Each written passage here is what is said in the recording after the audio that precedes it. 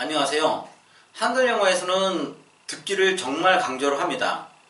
듣기를 잘하기 위해서 저희는 문자 의미를 모르는 상태에서 오로지 소리에 집중해서 들으라고 얘기를 합니다. 그러다 보니까 많은 사람들이 들으면 뭐해? 의미를 모르면 라고 하면서 단어 공부를 해야 된다고 이렇게 말씀들을 하십니다. 특히나 영어를 가르치는 영어 선생님들이 그런 말씀들을 많이 하시는데요. 이것은 듣기에 대해서 조금은 잘 모르고 하시는 말씀들입니다. 듣기라고 하는 것은 두 단계가 있는 겁니다. 그냥 바로 소리를 듣는 것과 이해하는 것, 이게 동시라고 하는 게 아니라 두 단계로 나눠서 생각할 수 있다는 겁니다.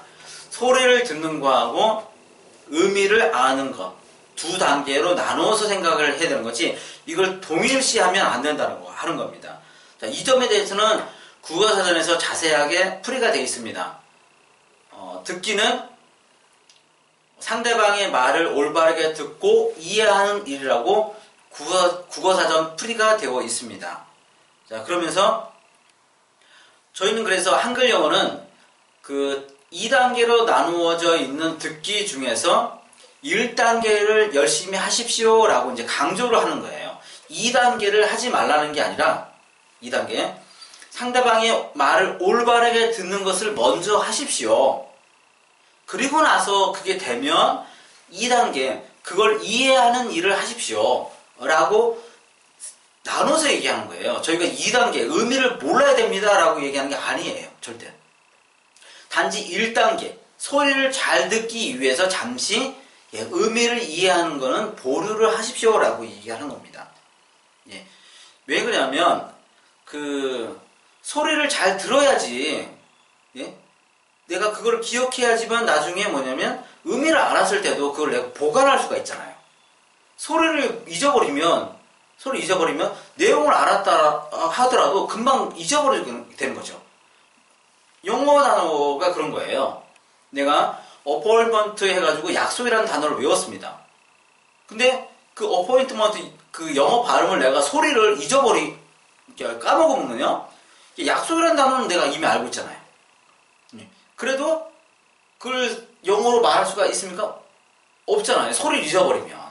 그러니까 먼저 소리라는 거를 기억을 했다가 열심히 막 쌓고 이렇게 해갖고 영어 소리를 내가 충분하게 탁 내 걸로 만드는 거죠. 그리고 나서 의미를 딱 갖다 붙이면 절대 영어를 잊어버릴 일은 없다라고 하는 겁니다. 그러니까 저희가 영어 소리를 강조한다고 해서 영어 소리를 몰라야 되는 게 아니고요. 그리고 나중에 모른다라는 게 아닙니다. 절대. 잘 생각하셔야 됩니다. 저는 듣기가 어떤 건지 정확하게 알기 때문에 그런 거예요.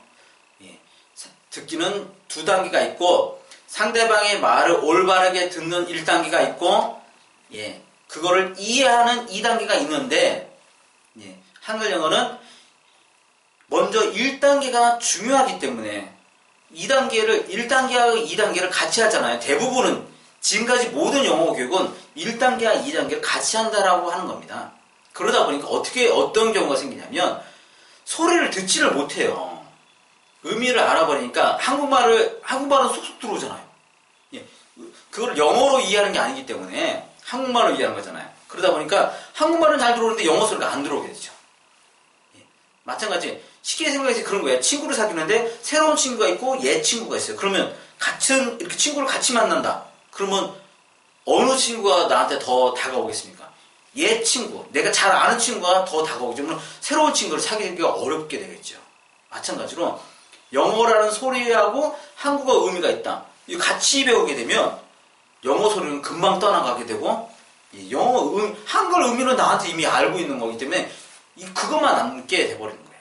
그러니까 그렇게 하지 않기 위해서 새로운 친구를 사귈 때는 새로운 친구에만 전념을 하자는 거죠. 100% 몰입. 그래서 영어를 배우려면 영어 소리만 100% 몰입을 하자는 겁니다. 그래서 당분간은 문자 의미를 보류를 하자. 그래서 이제 여러분들이 영어 소리가 충분한 게 됐다.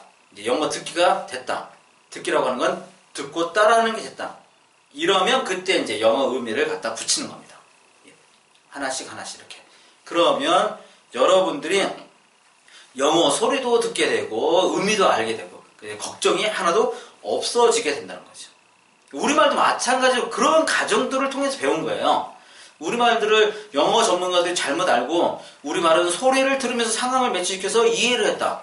그래서 소리 듣는 것과 상황을 이해하는 게 동시에 이루어졌다라고 얘기를 하는데 절대 그렇지 않죠. 만약 태어난 지 2개월 된 아이를 생각을 해보세요. 그 아이가 이해를 하겠습니까? 우리말을? 절대 그렇지 않아요. 어느 기간 동안에는 오로지 소리만 듣고 있었던 기간이 있었다는 겁니다. 엄마 해봐, 아빠 해봐, 할머니 해봐. 그리고 뭐 그 듣든지 말든지 엄마 아빠는 계속 아이한테 너 어저께 뭐 했는데 우리가 뭐 했는데 막 이렇게 하면서 아니면 할머니 오셔가지고 아이가 듣든 말든 간에 막 앞에 대고 막 얘기를 하시죠. 그런 기간들. 그런 기간들이 충분하게 있은 다음에 그 다음에 아이가 이제 소리를 인지하고 상황을 매치시켜서 이해하기 시작한 거지. 갑자기 우리말 하는 순간부터 그 소리하고 상황을 매치해서 이해하고 이런 것들은 없었다는 거죠. 엄마 해봐를 3만 번을 해야지 아이가 엄마를 따라했다는 건요. 그동안에 3만 번 엄마를 들었다는 거죠. 아빠는 7천 번 해야지 따라했다. 그 말은 곧 아빠를 7천 번 동안 계속 듣고 있었던 거죠, 아이는. 근데 입을 다물고 귀로만 듣고 있었던 거죠. 아빠 해봐, 아빠 해봐, 아빠. 그게 다 듣기잖아요. 소리를 들었던 거잖아요. 소리만 들은 거잖아요. 그렇죠? 영어도 뭐 들으면 뭐의 의미를 모르면 이런 조금은 듣기에 대해서 모르는 전혀 이해를 못하는 그런 소리는 이제는 안 했으면 좋겠나. 특히나 영어를 가르치는 분들은 듣기에는 2단계가 있다는 거 꼭 명심을 하셨으면 좋겠습니다. 상대방의 말을 올바르게 듣는 게 있었고요.